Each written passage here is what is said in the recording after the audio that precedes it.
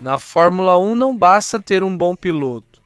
Por mais de 70 anos, os engenheiros continuam buscando até a menor vantagem que possa dar mais velocidade ao seu carro. E por causa disso, nasceram algumas das invenções mais diferentes, mais inteligentes e mais revolucionárias da história do automobilismo. Desde um carro de Fórmula 1 com 6 rodas até um veículo que usa um grande ventilador para grudar na pista. E esses são apenas alguns dos que vamos discutir neste vídeo. Aqui vamos falar sobre invenções estranhas e as coisas mais importantes da Fórmula 1 que talvez você ainda não saiba. Mas antes de começarmos a discussão, gostaria de pedir que você deixe um like e se inscreva no nosso canal. Isso já é uma grande ajuda para nós, criadores de conteúdo. Então, vamos começar. Número 10, Brabham VT46B, o carro que era bom demais para continuar correndo. E se eu te dissesse que existe um carro de Fórmula 1 que participou de uma corrida, venceu com muita facilidade e depois nunca mais correu, parece impossível. Foi exatamente isso que ocorreu com o Brabham VT46B, hoje famoso como o carro Ventoinha. No fim da década de 70, uma nova tecnologia começou a mudar a Fórmula 1. Algumas equipes descobriram que podiam usar o ar embaixo do carro para criar mais aderência na pista. Esse sistema ficou conhecido como efeito solo. O carro tinha mais aderência na pista. Ele podia fazer curvas mais rápido sem diminuir a velocidade. Mas a equipe Brabham tinha um problema.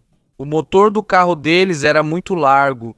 Por isso, eles não podiam usar o mesmo design que seus rivais estavam usando. Em vez de copiar os outros, eles procuraram uma solução diferente. E foi aí que surgiu uma das ideias mais inteligentes e incomuns da história da Fórmula 1. O designer Gordon Murray colocou um grande ventilador na traseira do carro. Isso não era para resfriar o motor. A verdadeira função dele era sugar o ar debaixo do carro. À medida que o ventilador girava, ele reduzia o ar sob o veículo. Por causa disso, era como se o carro fosse puxado para baixo em direção à pista. Ficava mais colado ao chão, mais estável nas curvas, mais rápido em quase todas as situações. Em outras palavras, era como se o carro estivesse grudado na pista por uma força invisível. E quando foi testado em uma corrida real, o resultado foi visto imediatamente. No Grande Prêmio da Suécia, em 1978, a Brabham usou seu novo carro com ventilador pela primeira vez. Quem pilotou foi Niki Lauda, um dos melhores pilotos de sua época. Desde o início da corrida ficou claro que havia algo diferente. Enquanto os outros carros tinham dificuldades nas curvas, o Brabham parecia não ter problema algum. Ele entrava nas curvas muito mais rápido, mas ele conseguia acelerar mais cedo e era mais controlado mesmo em altas velocidades. No final da corrida, Lauda venceu com uma grande vantagem sobre seus adversários. Para muita gente no paddock, a mensagem ficou clara. A Brabham descobriu algo que as outras equipes não conseguiam igualar, mas junto com o sucesso veio a controvérsia. Várias equipes reclamaram por acharem injusto, pois o carro com ventilador tinha grande vantagem e temiam que isso mudasse todo o equilíbrio do campeonato de Fórmula 1. Em vez de prolongar a discussão, uma decisão inesperada foi tomada. O dono da Brabham, Bernie Ecclestone, decidiu não usar mais o carro. Então, mesmo sendo muito rápido, ele participou da Fórmula 1 apenas uma vez. E também venceu apenas uma vez. Por causa disso, o Brabham BT46B ficou com um recorde único, uma corrida, uma vitória. Invicto. Até hoje, ele ainda é um dos carros mais lendários da história da Fórmula 1.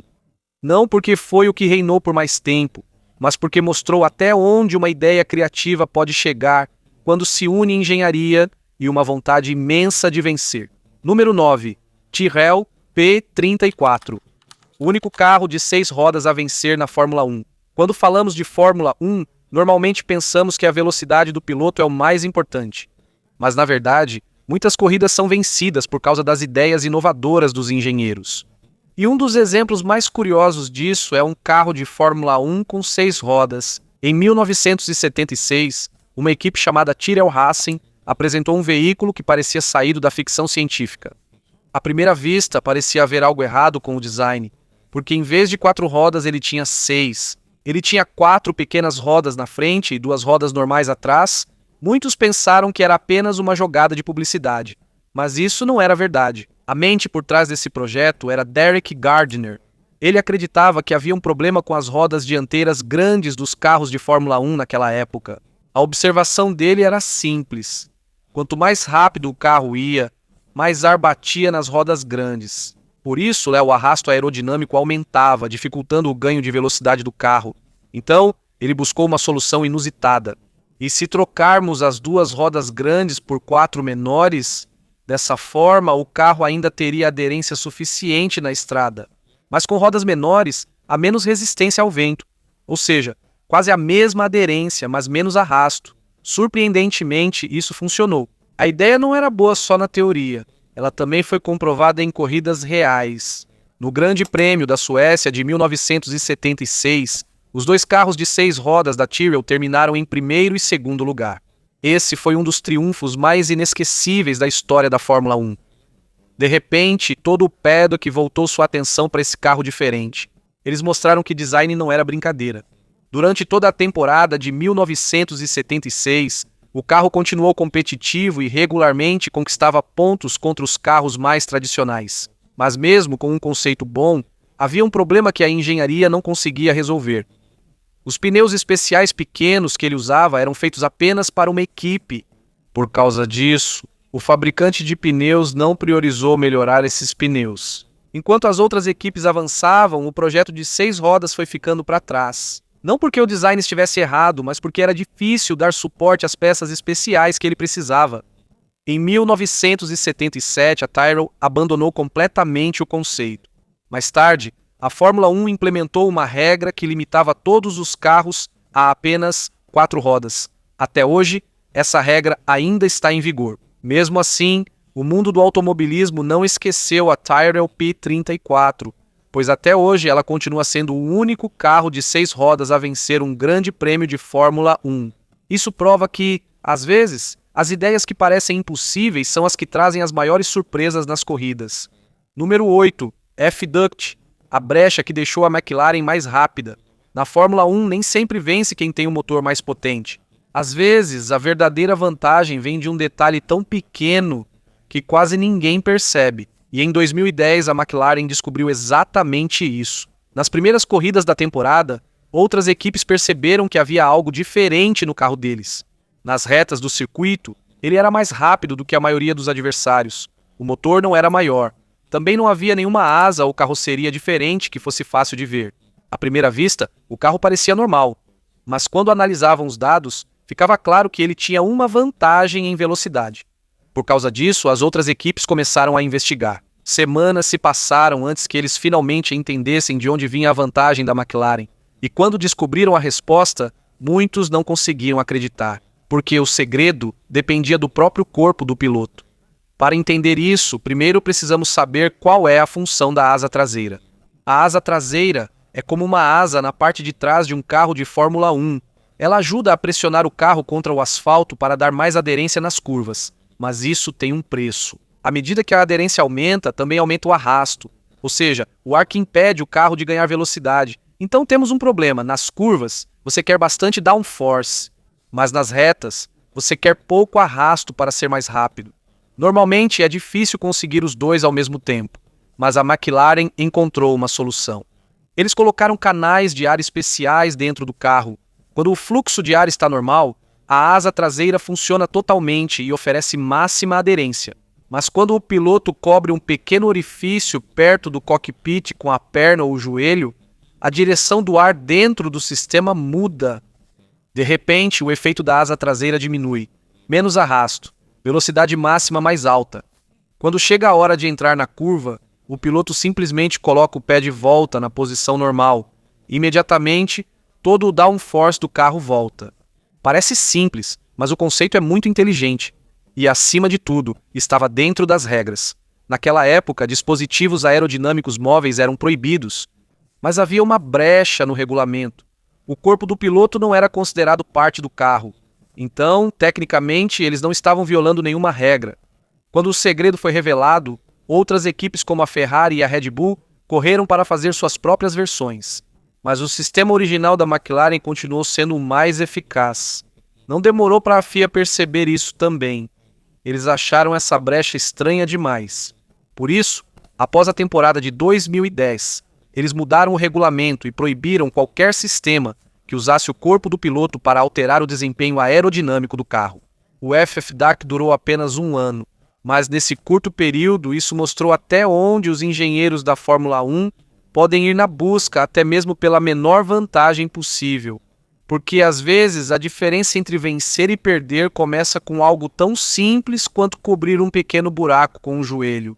Número 7. Cooper T43, o projeto que mudou a Fórmula 1 para sempre.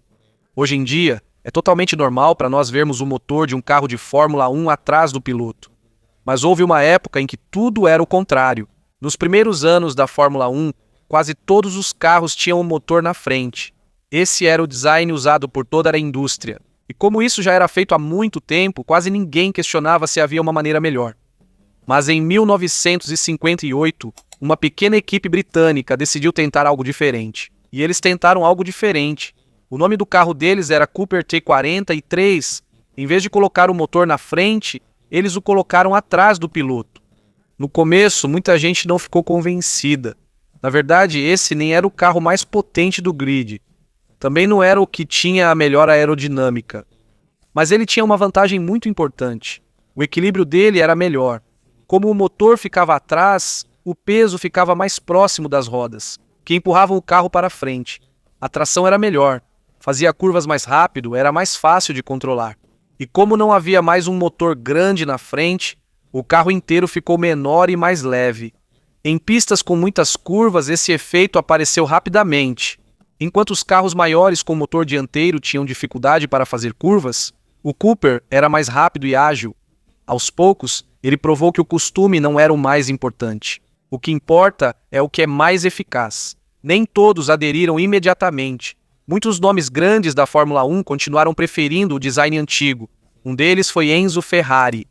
Para ele, colocar o motor na traseira era errado, mas com o tempo as evidências só ficavam mais fortes. Em 1959 e 1960, a Cooper venceu o Campeonato Mundial de Pilotos.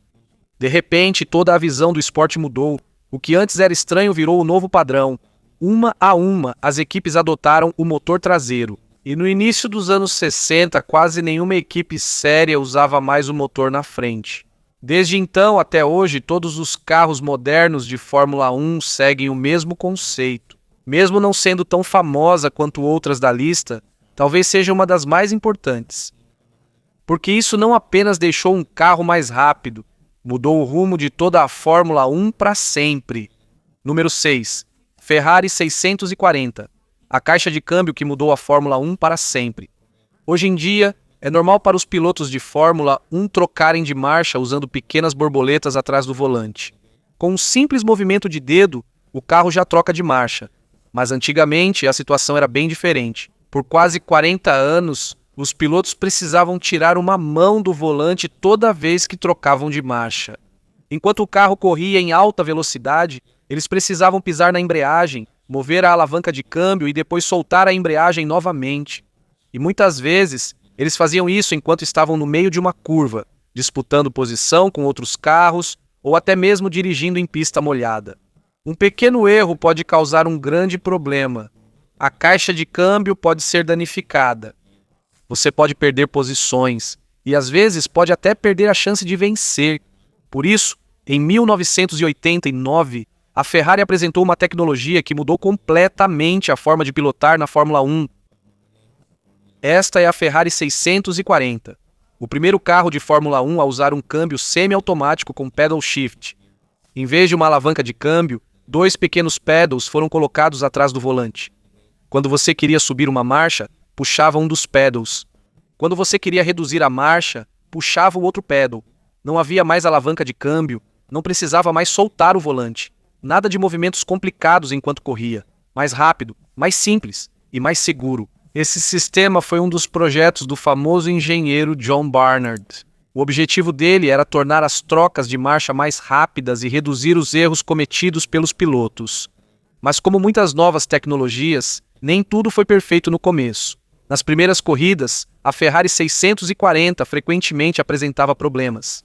A eletrônica e o sistema hidráulico dela eram novidades naquela época, e devido ao calor intenso, vibração e estresse da Fórmula 1, eles frequentemente quebravam. Muitas vezes a Ferrari não terminava a corrida por causa de falha no câmbio, mas à medida que a temporada avançava, os engenheiros foram resolvendo os problemas aos poucos. E quando o sistema se tornou confiável, todos viram o verdadeiro potencial dele.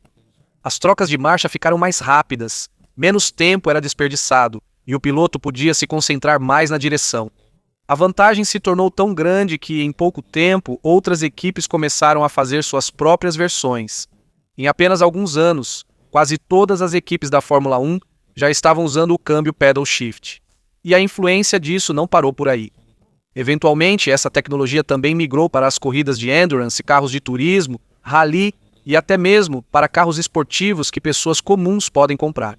Atualmente, quase todos os supercarros modernos usam um sistema que surgiu da ideia apresentada pela Ferrari em 1989, uma simples mudança na forma de trocar de marcha que acabou mudando completamente o que se via no automobilismo. Número 5, McLaren MP41, a inovação em segurança que salvou inúmeras vidas.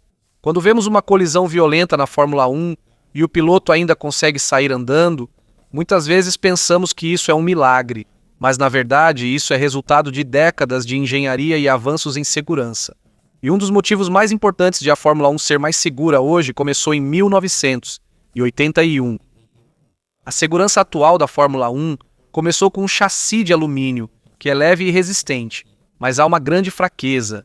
Quando a batida é muito forte, a estrutura do carro pode se deformar ou esmagar facilmente. E quando isso acontece, o piloto geralmente fica em perigo. Por isso, a McLaren decidiu experimentar um material que quase não era usado na Fórmula 1 naquela época: fibra de carbono. Esse é o material usado na indústria aeroespacial por causa da combinação única de resistência e leveza. Ele é mais forte que o alumínio, mas é mais leve. Mas além disso, ele também absorve o impacto de uma forma diferente. Quando o alumínio se dobra e se amassa, a fibra de carbono vai se quebrando aos poucos, enquanto absorve grande parte da energia da colisão. Em outras palavras, menos força chega ao corpo do piloto. Em 1981, a McLaren apresentou o McLaren MP41. Esse foi o primeiro carro de Fórmula 1 a usar um monocoque totalmente de fibra de carbono. No começo, muita gente duvidou. Era um material novo.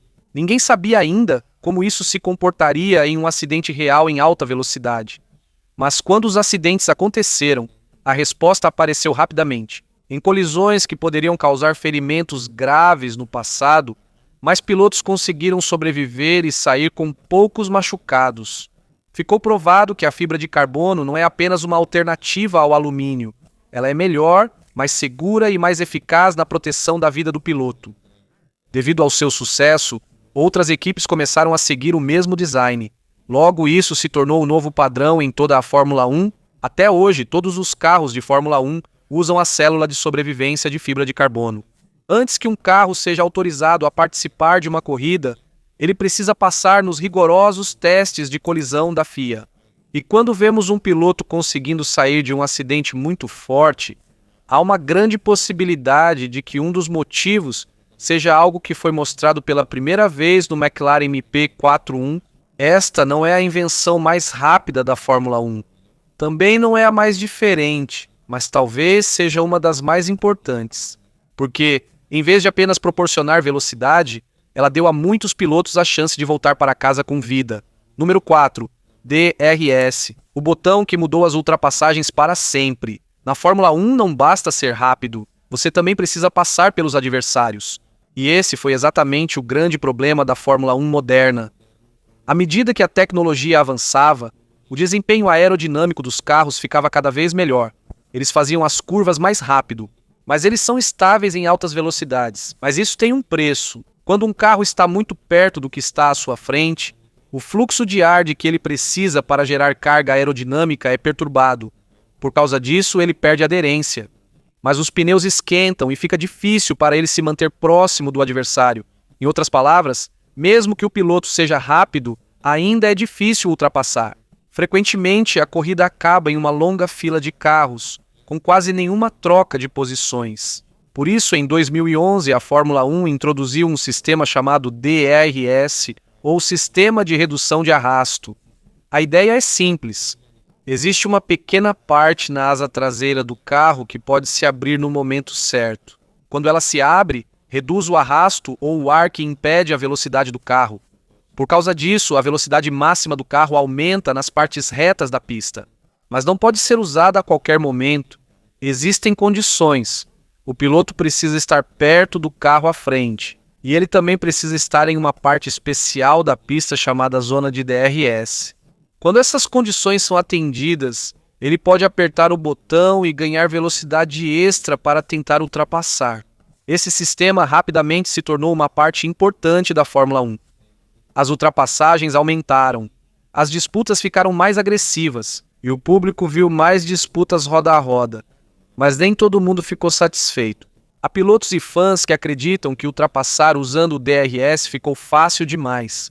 Para eles, isso não é uma disputa de verdade. É como se o piloto de trás estivesse recebendo uma vantagem artificial. Mas para quem apoia isso, é melhor ter ultrapassagens do que quase nenhuma ação na pista. E o debate continua. Mas seja qual for a sua opinião sobre isso, uma coisa é clara. O DRS mudou a forma de competir na Fórmula 1 moderna.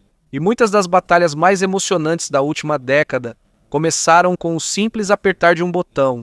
Número 3. Williams FW14B, o carro controlado por computador vindo do futuro. E se eu dissesse que houve um carro de Fórmula 1 tão superior que a FIA precisou banir a tecnologia do FW14B, essa é a história do Williams FW14B. Em 1992, a Williams dominou a Fórmula 1. Nas primeiras 10 corridas da temporada, eles venceram 9 e rapidamente garantiram o campeonato. Mas esse sucesso não foi apenas por causa da habilidade do piloto. Eles tinham uma tecnologia chamada suspensão ativa. Em um carro comum, a carroceria naturalmente se move. Quando acelera, freia ou faz curvas, esse problema pode afetar a aerodinâmica e o desempenho. Mas no Williams FW14B ele usa um sistema hidráulico controlado por computador. Existem sensores que continuamente medem o movimento do carro, enquanto um computador ajusta a suspensão centenas de vezes por segundo.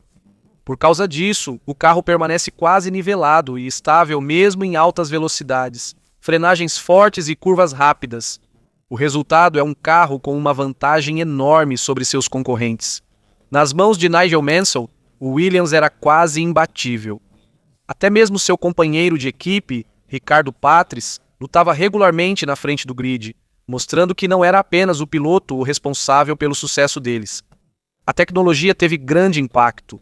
Com o aumento da vantagem deles, muitos passaram a questionar: ainda é Fórmula 1 uma disputa entre pilotos ou virou uma competição entre computadores e empresas? No final, a FIA tomou uma decisão.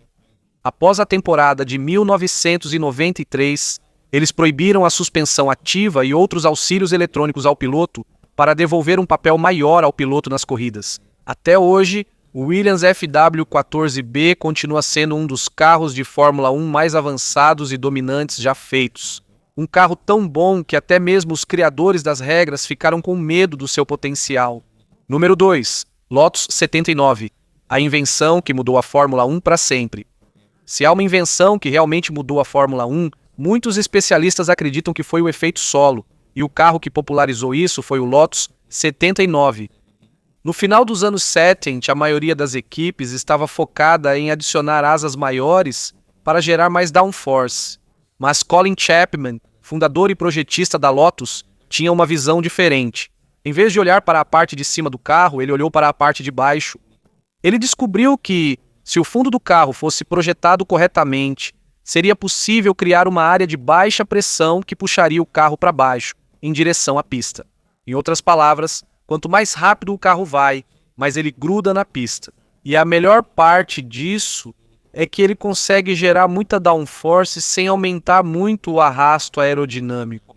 O Lotus 79, lançado em 1978, logo evidenciou a força dos anos 70. Nas mãos de Mario Andretti, o carro se tornou dominante durante toda a temporada.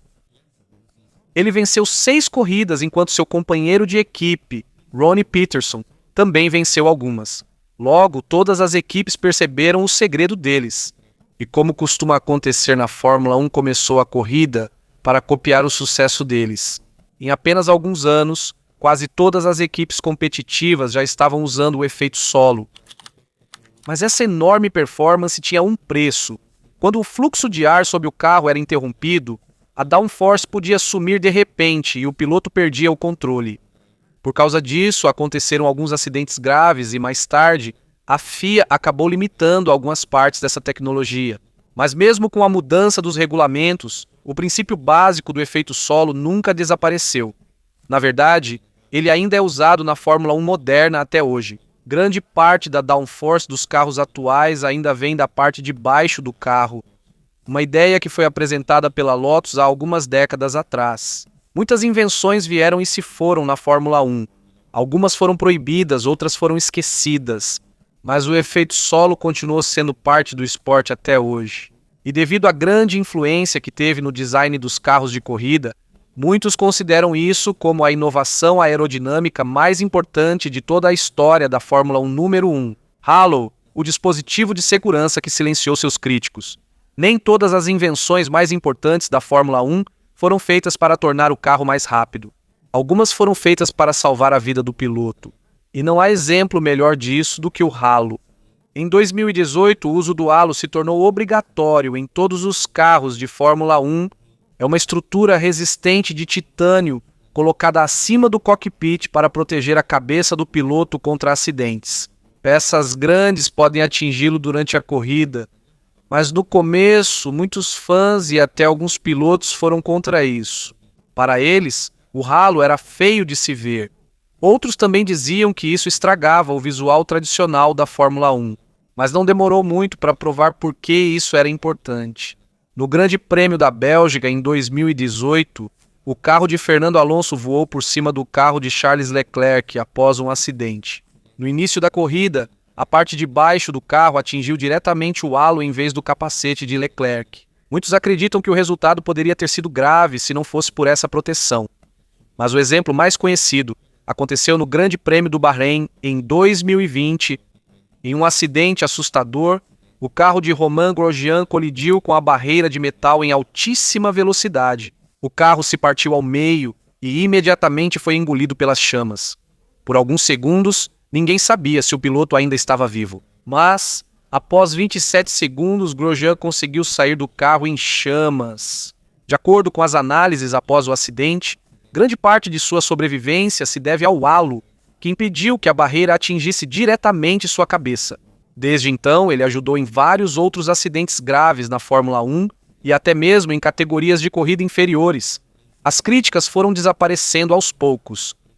O que antes era chamado de feio e desnecessário se tornou um dos dispositivos de segurança mais importantes a se considerar. Em apenas alguns anos, o halo provou que a segurança é mais importante do que a aparência do carro.